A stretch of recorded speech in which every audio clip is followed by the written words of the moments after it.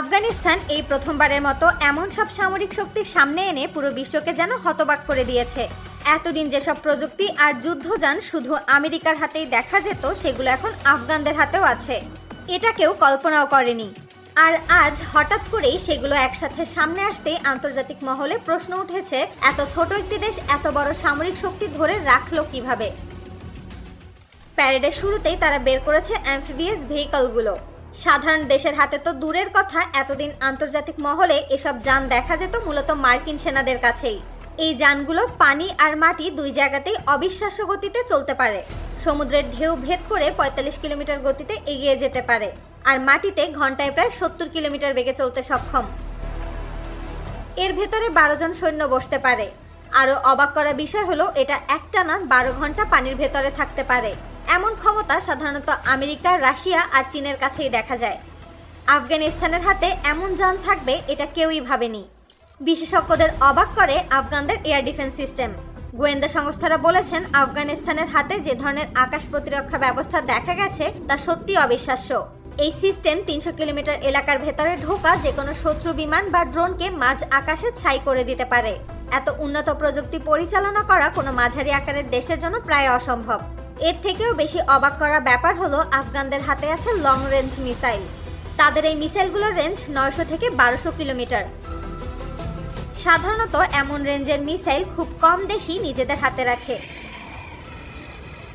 অথচ আফগান বাহিনীর কাছে এগুলো বহু আগেই ছিল, শুধু তারা প্রকাশ করেনি। আকাশে দেখা গেছে এক ঝাঁক ব্ল্যাক হক হেলিকপ্টার।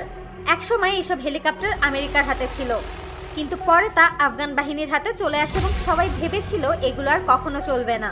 অথচ আফগানিস্তান সেগুলো শুধু সচল করেনি, বরং নিজেরা মেরামত করে আবার পুরোপুরি যুদ্ধের উপযোগী করেছে। ব্ল্যাক হক এমন এক ধরনের হেলিকপ্টার যা আকাশে শিকারী পাখির মতো টার্গেট ধরে। এটি একই সাথে আকাশে ও মাটিতে আক্রমণ চালাতে পারে। অবাক হবেন এটা জেনে, আমেরিকা সাধারণত এই হেলিকপ্টার অন্য কোনো দেশের কাছে বিক্রি করে না, কিন্তু আফগানিস্তান দাবি করেছে তাদের কাছে এরকম শতাধিক হেলিকপ্টার রয়েছে। তবে পুরো প্যারেডে সবচেয়ে বেশি নজরে এসেছে T-72 সিরিজের যুদ্ধ ট্যাঙ্কগুলো। এতে আছে ১২৫ মিলিমিটার ব্যারেল গান।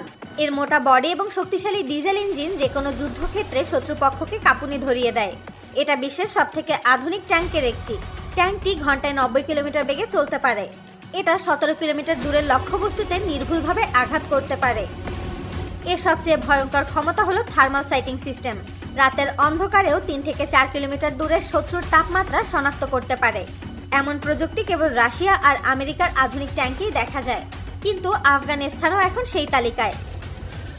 প্যারেডে আরও দেখা গেছে বিভিন্ন সাজোয়া যান, ছোট ফাইটার ড্রোন এবং আধুনিক সরঞ্জাম, যেগুলোর কিছু কিছু উন্নত দেশগুলোর কাছেও নেই।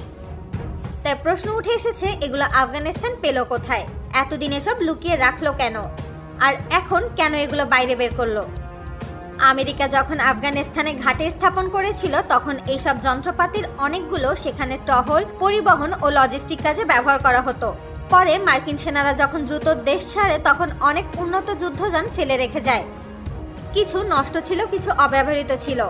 আফগান প্রযুক্তিবিদ ও মেকানিকরা সময় নিয়ে সেগুলো নতুন করে মডিফাই করেছে। আশ্চর্যের বিষয় হলো, আমেরিকা যা যা রেখে গেছে, আফগানিস্তানরা পরে সেগুলোর উৎপাদনও শুরু করেছে। এই বিষয়টি গোটা বিশ্বকে সবচেয়ে বেশি অবাক করেছে। এই প্যারেড আয়োজনের পেছনে আফগানিস্তানের লক্ষ্য খুব পরিষ্কার।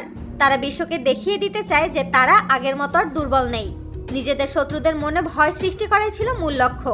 কয়েক বছর আগেও আন্তর্জাতিক মহলে আফগানিস্তানকে সামরিকভাবে তেমন গুরুত্ব দেওয়া হতো না, কিন্তু মাত্র ৫ বছরের ব্যবধানে তারা যেভাবে ঘুরে দাঁড়িয়েছে তা সত্যিই ইতিহাসে বিরল। পাকিস্তানের একটি ঘটনার পর যেভাবে আফগানিস্তান দ্রুত পাল্টা জবাব দিয়েছিল, তাতে বোঝাই গেছে যে তারা এখন আর আগের মতো নেই। সামরিক শক্তির এই প্রদর্শনী শুধু একটি প্যারেড নয়, এটি একটি বার্তা।